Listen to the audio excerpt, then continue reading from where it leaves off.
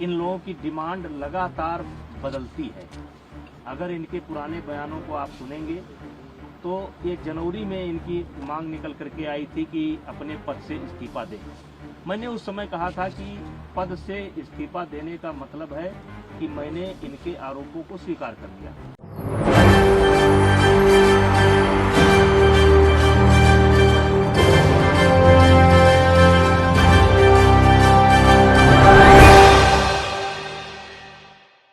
BJP के सांसद और डब्ल्यूएफआई के अध्यक्ष बृजभूषण शरण सिंह की लगातार मुश्किलें बढ़ती चली जा रही हैं।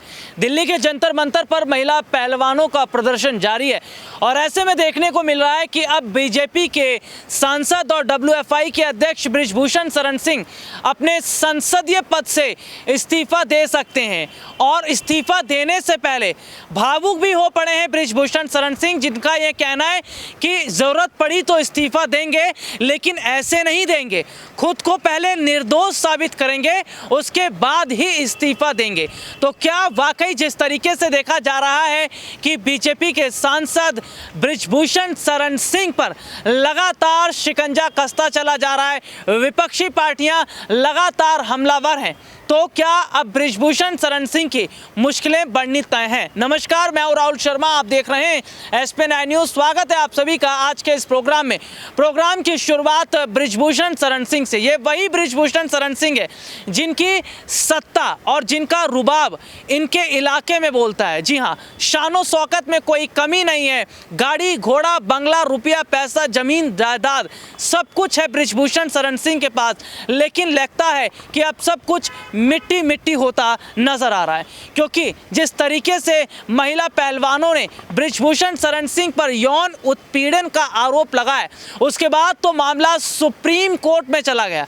हालांकि बृजभूषण पर 2 FIR लिख भी गई हैं, जिस पर यह कहा जा रहा है कि अब जल्द से जल्द बृजभूषण के खिलाफ सबूतों को इकट्ठा किया जाए और क्या बृजभूषण शरण सिंह वाकई दोषी हैं, और अगर दोषी हैं तो उत्तर प्रदेश में क्या बाबा का बुलडोजर भी चलेगा उनकी संपत्तियों पर, जैसे अभी तक गुंडे माफिया और अपराधियों के संपत्ति और घरों पर बाबा का बुलडोजर चल रहा था। लेकिन संसद सदस्यता खत्म करने का सवाल क्यों उठ रहा है, इसको जरा समझिएगा। आगे दिखाएंगे बृजभूषण शरण सिंह ने क्या कुछ कहा है उन तमाम ऑडियो क्लिप को लेकर जो उनके पास मौजूद हैं। वो भी ये कहा है कि अगर इस्तीफा देने की बात है इस्तीफा देंगे, लेकिन खुद को निर्दोष साबित करने के साथ ही खबर दिखाएंगे। लेकिन अपने दर्शकों को बता दें कि आज विपक्षी पार्टी और देश की जनता ये कह रही है कि बहुत जल्दी आपने राहुल गांधी की संसद की सदस्यता को खत्म कर दिया, 2 सेकंड का वक्त भी नहीं लगाया और राहुल गांधी को अभी संसद की सदस्यता मिल भी नहीं पा रही है। तो सवाल यह है कि बीजेपी के सांसद बृजभूषण की संसद सदस्यता को क्यों नहीं खत्म किया जा रहा, या आखिरकार क्यों नहीं बीजेपी बृजभूषण शरण सिंह से जो है वो पूछताछ कर रही है। तमाम सरकारी एजेंसियां आज कहां हैं, CBI, ED, और इसके अलावा अगर हम बात करें रॉ, आज कहां वो तमाम सरकारी एजेंसियां हैं जो वक्त वक्त पर विपक्षी पार्टी के घरों में पहुंच जाती हैं, जो रात बिरात छापे मारने पहुंच जाती हैं। आज लग रहा है कि ये सरकारी एजेंसियां सो रही हैं, क्योंकि ये मामला बीजेपी से जुड़ा हुआ है, बीजेपी के नेता से जुड़ा हुआ है। हालांकि एक रिपोर्ट अपने दर्शकों को दिखाते हैं कि कैसे बृजभूषण शरण सिंह कह रहे हैं कि मेरे पास वो तमाम सबूत हैं जो मेरे को निर्दोष साबित करते हैं, लेकिन न्यायालय यानी कि कोर्ट पर मुझे पूरा भरोसा है और वहां से मुझे राहत मिलेगी। क्या कुछ कह रहे बृजभूषण शरण सिंह, देखिए एक रिपोर्ट। मैंने एक ऑडियो दिया है जिसने धरने पर बैठा हुआ एक खिलाड़ी किसी लड़की से कह रहा है कि किसी भी लड़की का इंतजाम कर दो, किसी भी तरीके से इंतजाम कर दो। मतलब ये 4 महीना मेरे खिलाफ लोगों को उकसाएंगे, भड़काएंगे, सबूत इकट्ठा करेंगे और फिर 3 महीने बाद एक ले जा करके फिर किसी न किसी को पेश कर देंगे। चलिए, मुझे उस पर भी कोई आपत्ति नहीं है, ये काम जांच एजेंसी का है, वो जांच एजेंसी अब काम करेगी। लेकिन हमने तो लगातार सरकार के फैसले का सम्मान किया और ये लगातार इसका उल्लंघन कर रहे हैं। रोज रोज ये नई डिमांड लेकर के आ जा रहे हैं। अब जांच एजेंसी की रिपोर्ट सार्वजनिक होने का इनको इंतजार करना चाहिए। फिर ये धरने पर बैठ गए। अब धरने पर बैठ गए, पहले इनकी मांग थी FIR की जाए। चलिए भाई, इनकी मांग स्वीकार हो गई, अब FIR हो गई। अब इनको चाहिए, अब कहते हैं कि जेल के अंदर होना चाहिए, सारे पदों से इस्तीफा देना चाहिए। तो ये जो मेरे पास, मैं लोकसभा का सदस्य हूँ, ये पद मुझे दिनेश फोगाट की कृपा से नहीं मिला है, हमारे क्षेत्र की जनता ने मुझे दे रखा है।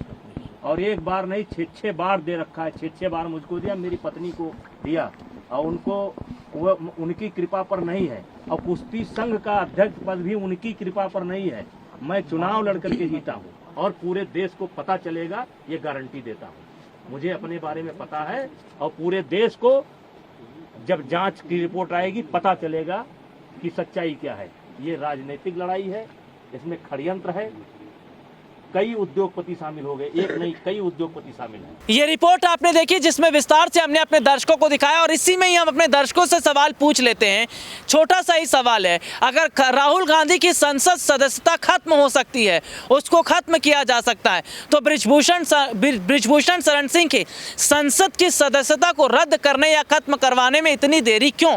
और आखिरकार सवाल तो ये भी खड़ा हो रहा है कि बीजेपी के सांसद बृजभूषण शरण सिंह की वाकई मुश्किलें है। चुनाव से पहले भारतीय जनता पार्टी ने बृजभूषण शरण सिंह से किनारा कर लिया। किनारा करे भी क्यों ना, क्योंकि सीधे तौर पर देखा जा रहा है कि कुछ बोलेंगे तो वोट बैंक खिसक जाएगा।